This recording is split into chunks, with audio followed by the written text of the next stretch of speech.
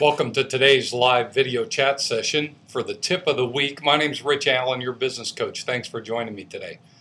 It's Monday, November 26th. We're here at the end of the month of November already.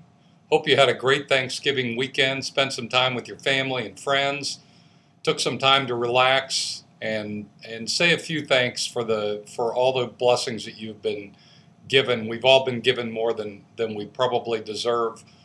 And I hope you took some time to share that special time with folks in your life who mean more to you than just the work itself. But here we are. We're closing in. We've got 1 month to go before the year ends. And for most of us, that means the end of not only our calendar year, but the end of our business fiscal year as well. And so I wanted to give you some thoughts on how to make the best of the year-end planning that you're going to do. I hope that by now you've already made your plan for next year. So you've got your business plan, you've got your financial plan, your cash flow forecast set for 2013. If you don't, then clearly that's something that's on your list of priorities, things that you need to get done so that you can have that well in place, nailed down before you get to the end of the year.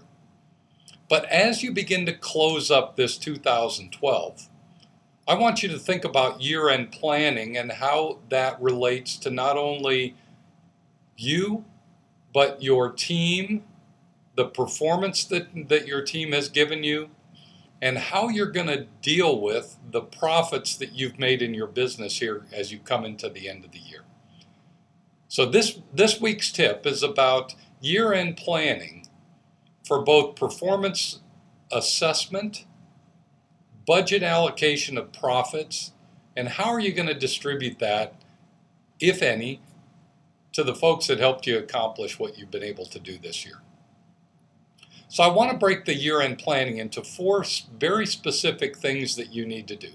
First, you need to make sure that you're giving your folks performance feedback, and I want to talk about one way to think about that and maybe give you a little structure around that. Secondly, you need to think about the profits in your business. How are you going to allocate them? What's an appropriate allocation for the profits that you've made in your business throughout this last year? Thirdly, I want to think about how you might share some portion of those profits with your team in some form of a profit sharing distribution of some kind. I want to give you a couple of thoughts around logic on that. And lastly, I want to talk about probably the most important part, and that is communication and how you share the message of what's gone on and what you need to be prepared for here as you come up to year end. So let's start first with performance feedback. Now, I'm hopeful that you have a system in place and have already been giving performance feedback to your team. But if not, there's no better time than the present to do it. And the way I want you to think about performance feedback is I want you to think about 2 dimensions of performance. Obviously, one dimension of performance that we all need to have happen is what gets done. So if we give someone on our business an assignment to accomplish X, then we need to be able to measure how well that each individual on our team has done at delivering the what, the actual results that they've received. Some people fall short of the mark, others hit right about where we expected for the year, and then hopefully many more, or at least some significant portion of your team, has outperformed your expectations. You need to be able to measure that and demonstrate that on one dimension of performance. But there's another dimension of performance that's important for you as the business owner, for your business in general, and most importantly for your customers and what they should expect from your team. And that is not only the what they get done, but the how they get it done.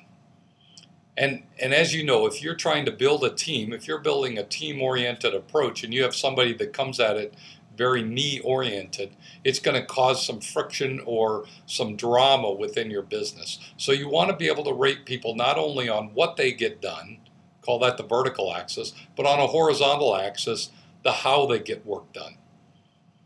So I want you to think in those two dimensions, and then you can build quadrants on those so that you can demonstrate to folks that where you want people to live is in the upper right-hand quadrant of that matrix, where what they get done is exceptional and how they get it done is exceptional.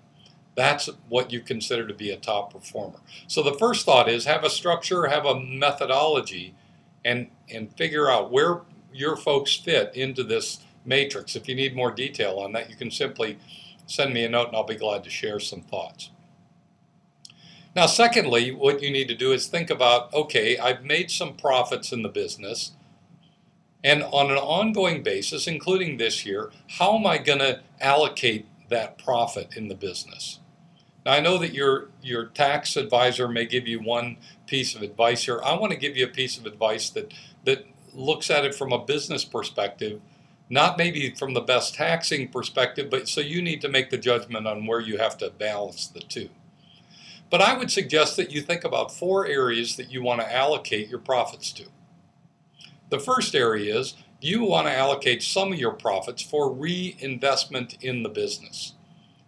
In other words, if for every dollar that you make in the business, some percentage of that needs to come back into the business to allow you to continue to grow, continue to expand, open new markets, look at new territories, whatever it might be.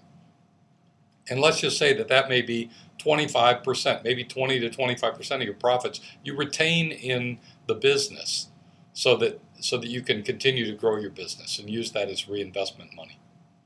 The second piece of your allocation is probably something along the lines of an owner's distribution or an investor's distribution. If you're the one that's put the resources in to allow you to grow the business, then you want to get a return on that investment that you made. So some portion of the profit goes back to either the owner or the investors, and that may be as much as 50 to 60% of your profits go into that pool. There's a third piece that I'd like you to consider, and that is what charity or what social cause would you put as a priority in your profit for a portion of your profits. So allocate some portion. It may only be 5, maybe 10% of your profits would go back into the community in some way, into some charity, some church, some social issue that you're particularly passionate about. But allocate some percentage of your profits to go for that. Set a percentage. And then lastly, the fourth allocation that I would suggest is a profit share.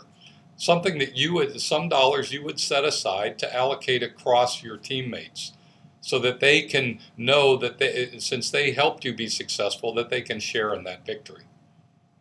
So there ought to be 4 distributions at least: reinvestment, owner's distribution, some charity allocation, and profit sharing. Think about those. Put some percentages to those in your business for how you want to deal with the year-end profits that you've made. Now, once you've done that, then I want you to think about that portion. Let's focus on that portion that goes to profit sharing, because that's what's gonna end up being distributed to your team. And the profit sharing allocation to your team is going to be weighted with probably 2 factors. Some percentage of that may go to folks simply because they've been with you a while. They've been loyal, long-term, and dedicated team members, and that may in and of itself generate some allocation of profit to them. It may not be 100%. In some cases it may be, but I would suggest it's not 100%. I would suggest you allocate some portion of it to another dimension, which would be their performance feedback. How well did they fare on the performance matrix that you put together of what they got done and how they got it done? So you need to take this profit sharing pool and you have to build an allocation methodology. And it may be 50% of that's going to go to folks based on their seniority or their loyal dedication to my business. The other 50% is going to be based on how well they did throughout the year in terms of their performance and how they got along and how they did their business as a team member. Now, the more aggressive you are and the more team-oriented you want to be, the higher that allocation on performance versus seniority. So the more you can move the scale, and you may be able to do that over time to make that a more dominant part of your profit sharing allocation than simply just being there and surviving yet another year, if that makes sense. Now we come to the fourth segment, the fourth part of this, and that's the communication piece. And I want you to think about this in four very specific categories. First, there has to be some what I call setting the table. You have to do a little bit of positioning with your team. I'd suggest before you get to the point of making any year-end decisions around financials, around allocation of dollars or budgets or year-end bonuses, that you have a set the table discussion with your team to make sure that they understand, here's how we measure performance, here's how we're going to allocate whatever profit distribution we make, and here's how we're going to determine how much goes into the profit pool. So I call it a table setting conversation. One that says, I want to prepare you for what's going to happen at the end of the year, and here's how we're going to play the game, if you will. Secondly, I want you to think about the individual messages that you're going to give to people. So you need to frame that up so that each individual on your team receives a unique message to them that's tailored towards, one, feedback on how well they did this year, and secondly, your expectation for what they need to learn, how they need to grow, what you want them to accomplish in the next year. So use this as an opportunity on that individual communication to create the messaging that gets them to look forward to how are they going to improve their performance into the next year for you. The third conversation piece I want you to think about is, how are you going to handle disagreements? Because inevitably, when it comes to allocation of year-end bonuses or giving performance feedback of any kind, you're going to run into situations where people have a disagreement with your assessment. Now, the reality is, you're the owner, it's your assessment that matters, but there will be times when some people might want to argue or have a different opinion they want to share it with you. You have to think through, how are you going to handle that? Is that going to be something you're going to do in those individual meetings? Are you going to ask folks that if they have an issue with that to put it in writing and come back to you and you'll meet on another time? Are you going to be open to negotiation, or are your decisions firm? Those are the kinds of decisions you need to have beforehand so that when those situations arise, you have very crisp and clear communications about, this is how we're going to play the game. So I want you to think about handling disagreements. And then the last piece on the communication side I want you to think about is setting the expectations for the next year. So as we close out 2012, this is a great opportunity for you to set the expectations and remind people of the goals that you've set for the business for 2013. So you need to get clear in your mind, what are the 3 or 4 major objectives that you're going to have for the business this coming year? Lay those out very crisply and make sure they're part of your communication every time you visit with folks or as you meet with them as a team. To use this opportunity for year-end distribution of success to set the table and to set the tone for what your expectations and your hopes are, your dreams for 2013. I hope that makes sense. 4 areas that you need to focus on and work on that I think will make your year end, it'll wrap it up with a nice tight bow and you'll get people on board. Performance feedback, making sure you have a way to measure that. Profit allocation, how are you going to handle the profits that you made and what percentages are going where. Profit sharing distribution or allocation, in other words, how are you going to take those into that portion that you set aside for individuals, and how are you going to make decision on who gets what?